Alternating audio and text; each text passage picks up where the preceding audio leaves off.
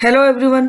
तो आज हम नए वीडियो के साथ जिसमें हम पढ़ने वाले हैं constructor, default and parameterized constructor. Constructor क्या है, कितनी तरह के होते हैं और कैसे यूज़ किए जाते हैं। तो चलिए पढ़ते हैं constructor with example. Let's start. तो देखिए, ये है जावा कंस्ट्रक्टर्स। तो जो जावा में कंस्ट्रक्टर्स यूज़ होते हैं वो सेम कंस्ट्रक्टर सेम है जो हम C++ में भी पढ़ चुके हैं, क्योंकि ये एक स्पेशल फंक्शन होता है। जो क्लास का नेम होता है सेम उसी नाम का फंक्शन होता है, that is known as constructor. तो चलिए पढ़ लेते हैं पहले इसके बारे में। A constructor in Java is a special method that is used to initialise objects. Yes, Java में कंस्ट्रक्टर एक स्पेशल मेथड है जो ऑब्जेक्ट्स को इनिशियलाइज करने के लिए यूज किया जाता है। The constructor is called when an object of A class is created. Yes, constructor कब कॉल होता है? जब एक क्लास का कोई ऑब्जेक्ट आप क्रिएट करते हो तो उस समय कंस्ट्रक्टर ऑटोमेटिकली कॉल हो जाता है। उसको डॉट ऑपरेटर के साथ कॉल करने की जरूरत नहीं होती। जैसे ही आप ऑब्जेक्ट क्रिएट करते हो, at the time of creating constructor call हो जाता है। It can be use to set initial values for object attributes. और इसका यूज ऑब्जेक्ट एट्रीब्यूट्स के लिए इनिशियल वैल्यू सेट करने के लिए भी किया जा सकता है। Unlike Java methods, Java method से अलग एक constructor has the same name as that of the class. Constructor का नाम सेम होगा जो क्लास का नाम होगा, and does not have any return type. और कंस्ट्रक्टर का कोई भी रिटर्न टाइप नहीं होता है। तो चलिए अब हम सिंटेक्स देखते हैं। पहले देखिए, क्लास टेस्ट, टेस्ट नाम की क्लास है, उसके अंदर देखिए टेस्ट नाम का ही हमने मेथड बनाया है। सेम नेम है क्लास का और मेथड का, it is known as constructor. और उसके अंदर कंस्ट्रक्टर की बॉडी जो आप इनिशियलाइज करते हो एट्रीब्यूट्स को। तो चलिए पहले हम ये पढ़ते हैं। There are rules defined for the constructor. Constructor के लिए रूल्स डिफाइंड किए गए हैं, वो कौन कौन से हैं? Constructor name must be the same as its class name. Constructor का नेम सेम होना चाहिए जो क्लास का नाम होगा। एक constructor must have no explicit return type. और कंस्ट्रक्टर का कोई भी क्लियर रिटर्न टाइप नहीं होना चाहिए। A Java constructor cannot be abstract, static, final and synchronized. एक Java constructor abstract, static, final and synchronized नहीं हो सकता है। There are two types of constructors in Java. Java में दो तरह के constructors हैं, default constructor and parameterized constructor।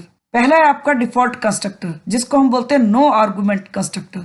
चलिए जानते हैं डिफॉल्ट कंस्ट्रक्टर कौन सा होता है। एक constructor is called default constructor when it does not have any parameter. Yes, जब कंस्ट्रक्टर के अंदर कोई पैरामीटर नहीं दिए जाते हैं तो वो कंस्ट्रक्टर डिफॉल्ट कंस्ट्रक्टर कहलाता है।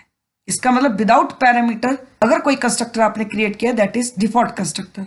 जैसे यहां देखिए, क्लास नेम देंगे क्योंकि कंस्ट्रक्टर का नेम सेम होता है क्लास का नेम, एंड देन ये ब्रैकेट्स देखिए ब्लैंक है, कुछ भी नहीं दिया है, तो इसी को क्या बोला जाता है? Default constructor. तो देखिए ये प्रोग्राम है हमारा डिफॉल्ट कंस्ट्रक्टर के साथ।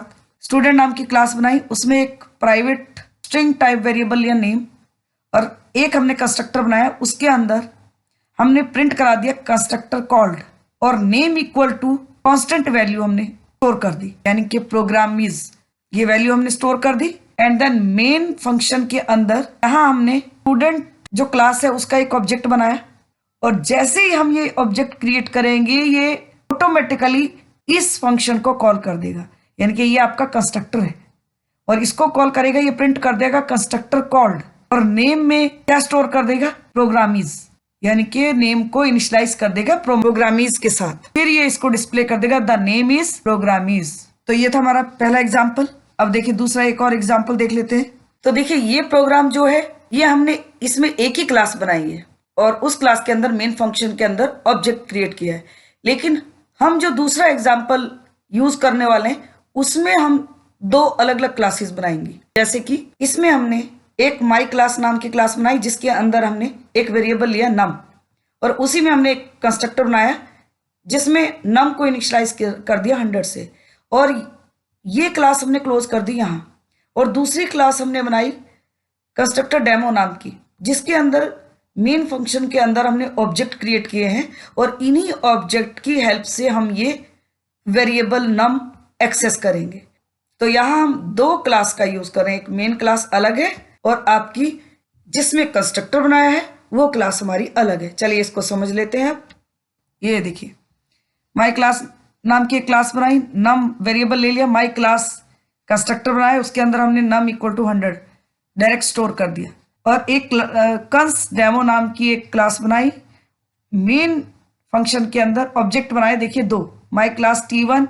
जैसे ही हम ये ऑब्जेक्ट क्रिएट किया, माई क्लास को कॉल करेगा और नम में 100 स्टोर कर देगा। जैसे हम T2 नाम का ऑब्जेक्ट क्रिएट करेंगे, अगेन ये माई क्लास मेथड को कॉल करेगा और अगेन ये नम में 100 स्टोर कर देगा। और उसके बाद जब ये प्रिंट करेगा T1.num plus T2.num, it means 100 display करेगा, बीच में स्पेस डिस्प्ले कर देगा। नेक्स्ट देखिए, कुछ डिफॉल्ट वैल्यूज है। अगर हमारा वुलन है तो उसकी डिफॉल्ट वैल्यू क्या होगी? फॉल्स। बाइट है तो 0, शॉर्ट है 0, int 0, long OL 0L, /u 000, float 0.0f, double 0.0d, object reference null. तो these are the default values इसकी इन डेटा टाइप्स की। तो चलिए प्रोग्राम देखते हैं डिफॉल्ट वैल्यू के साथ। स्टूडेंट नाम की क्लास बनाई जिसमें 2 वेरिएबल ले लिया हमने, int a Boolean b। Main function के अंदर हमने स्टूडेंट क्लास का ऑब्जेक्ट क्रिएट किया। ऑब्जेक्ट क्रिएट करने के बाद हमने डिफॉल्ट वैल्यूज देखिए डिस्प्ले कराई है कि obj.a, a equal to obj.a, b equal to obj.b। तो यहाँ पे हमने वैल्यू तो दी नहीं है, ना कोई फंक्शन कॉल किया है वैल्यू इनिशियलाइज करने के लिए। तो ये क्या वैल्यू डिस्प्ले करेगा? इनकी डिफॉल्ट वैल्यू। तो इंटीजर की डिफॉल्ट वैल्यू क्या होती है? हम 0। तो ये obj.a का क्या आउटपुट देगा? 0।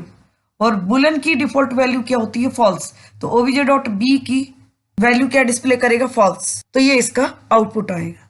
नेक्स्ट है देखिए हमारा पैरामीटराइज कंस्ट्रक्टर्स। तो पैरामीटराइज कंस्ट्रक्टर्स का मतलब है पैरामीटर्स पास करना कंस्ट्रक्टर के अंदर। तो चलिए पहले पढ़ लेते हैं, फिर प्रोग्राम देखते हैं इसका। A constructor which has a specific number of parameters is called a parameterized constructor। एक कंस्ट्रक्टर जिसमें स्पेसिफिक नंबर ऑफ पैरामीटर्स हैं वही पैरामीटराइज कंस्ट्रक्टर बोला जाता है। यानी कि जिसके अंदर स्पेसिफिक नंबर ऑफ पैरामीटर्स हम पास करते हैं, that is non as parameterized constructor. तो चलिए अब इसका प्रोग्राम देख लेते हैं। तो जैसे हमने क्लास स्टूडेंट 4 नाम की क्लास बनाई, उसके अंदर इंटीजर वेरिएबल ले लिया ID, नेम को हमने स्ट्रिंग ले लिया और देखिए ये कंस्ट्रक्टर बनाया। कंस्ट्रक्टर के अंदर देखिए पैरामीटर्स 2 पास हो रहे हैं, int I, string n, I for ID के लिए, n फॉर नेम के लिए। अब कंस्ट्रक्टर के ब्लॉक के अंदर हमने देखिए इनिशियलाइज कर दिया ID और नेम को, किससे? I और n से। तो ID को I से इनिशियलाइज कर दिया, नेम को n से इनिशियलाइज कर दिया। जो I और n की वैल्यूज जब ऑब्जेक्ट क्रिएट होगा मेन फंक्शन के अंदर, तो ये उसी समय हमें वैल्यूज पास करनी होंगी। तो चलिए आगे देखते हैं। देखिए आगे एक डिस्प्ले मेथड बनाया हमने, उसके अंदर ID और नेम को डिस्प्ले कर दिया। यहाँ ये डिस्प्ले फंक्शन क्लोज हो गया। अब मेन फंक्शन के अंदर देखिए यहाँ 2 ऑब्जेक्ट बन रहे हैं, S1 S2। तो पहले स्टूडेंट 4 क्लास का नाम है, S1 नाम का हमने ऑब्जेक्ट क्रिएट किया और उसके अंदर देखिए हमने वैल्यू पास करी ID और नेम। जैसे ही ये ऑब्जेक्ट क्रिएट होगा, ये कंस्ट्रक्टर को कॉल करेगा, ये 2 वैल्यू पास करेगा कंस्ट्रक्टर में। तो ये देखिए 111 I में पास होगा और करंट n में पास होगा। इसी तरह S2 जैसे ही क्रिएट करेंगे हम ऑब्जेक्ट, तो उसमें ये 2 वैल्यू कैरी करेगा, 222 और RN। 222 I के लिए और RN n के लिए। और जो भी वैल्यू यहाँ से पास होंगी उनको ID और नेम में स्टोर कर देगा। और उसके बाद हमने डिस्प्ले फंक्शन को कॉल किया। देखिए पहले S1 डॉट डिस्प्ले के साथ, तो क्या डिस्प्ले करेगा? 111 करंट। फिर S2 डॉट डिस्प्ले के साथ क्या डिस्प्ले करेगा? 222 RN। तो दिस विल बी आउटपुट। तो इसको भी हम रन करके देखेंगे। तो देखिए ये तो हमारा एक ही क्लास बनाई है हमने इसमें, और उसी में मेन फंक्शन के अंदर हमने एक्सेस किया है। लेकिन अब हम जो पैरामीटराइज कंस्ट्रक्टर का दूसरा एग्जांपल लेंगे, उसमें हम 2 अलग अलग क्लासेस बनाएंगे, जैसे कि इससे पहले वाले प्रोग्राम में भी मैंने आपको बताया था। तो देखिए ये हमारा सेकंड एग्जांपल इसका। एक माई क्लास नाम की क्लास बनाई और उसके अंदर एक वेरिएबल ले लिया, उसी के अंदर कंस्ट्रक्टर बनाया हमने और एक्स को इनिशियलाइज कर दिया। और देखिए ये दूसरी मेन क्लास है हमारी cons4। इसी के अंदर मेन के अंदर हम ऑब्जेक्ट बनाएंगे और इस ऑब्जेक्ट से इस क्लास के वेरिएबल को एक्सेस करेंगे। तो चलिए समझ लेते हैं इसको भी। माई क्लास नाम की क्लास बनाई हमने, उसके अंदर एक वेरिएबल ले लिया x और ये कंस्ट्रक्टर बनाया हमने, उसमें एक पैरामीटर पास हो रहा है और x इक्वल टू जो भी इस पैरामीटर में वैल्यू आएगी उसको स्टोर कर देगा x में। एंड देन ये आपका कंस्ट्रक्टर का ब्रैकेट क्लोज हो गया, ये आपका क्लास का ब्रैकेट क्लोज हो गया।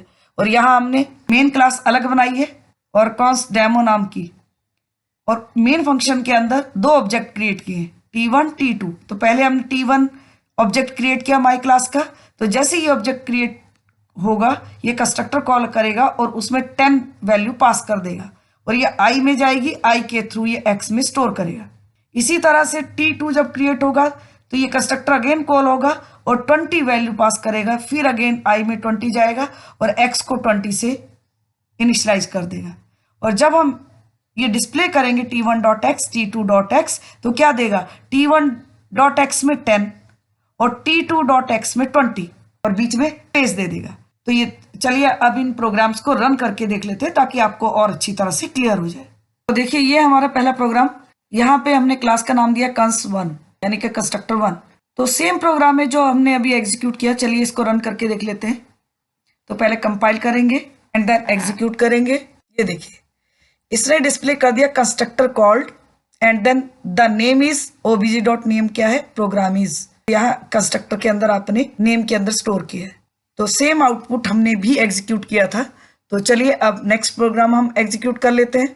नेक्स्ट है हमारा, देखिए जिसमें हमने दो क्लास बनाई है, एक माई क्लास जिसमें हमने एट्रीब्यूट्स लिए हैं, कंस्ट्रक्टर बनाया है, और दूसरा कॉन्स्ट डेमो नाम की क्लास है जिसके अंदर हमने ऑब्जेक्ट क्रिएट करके कंस्ट्रक्टर को कॉल किया है। तो देखिए इसको सेम प्रोग्राम है, रन कर लेते हैं। तो पहले कंपाइल करेंगे, तो कंपाइल हो गया, कोई एरर नहीं है। अब हम एग्जीक्यूट कर लेते हैं। देखिए 100 डिस्प्ले कर दिया इसने, जैसे कि मैंने आपको एग्जीक्यूट करते समय समझाया था। तो सेम है आपका। नेक्स्ट अगला प्रोग्राम रन कर लेते हैं। देखिए नेक्स्ट है हमारा const2 नाम की हमने क्लास बनाई है और उसके अंदर हमने दो वेरिएबल लिए लेकिन इनिशियल वैल्यू नहीं दी है। तो ये क्या वैल्यू लेगा, इनकी डिफॉल्ट वैल्यू लेगा। तो देखिए मेन फंक्शन के अंदर हमने ऑब्जेक्ट क्रिएट किया और ऑब्जेक्ट के साथ हमने एट्रीब्यूट्स डिस्प्ले कर दिए। तो क्या लेगा, डिफॉल्ट वैल्यू। चलिए इसको भी रन कर लेते हैं। पहले कंपाइल करेंगे, कंपाइल हो गया। अब हम एग्जीक्यूट कर रहे हैं।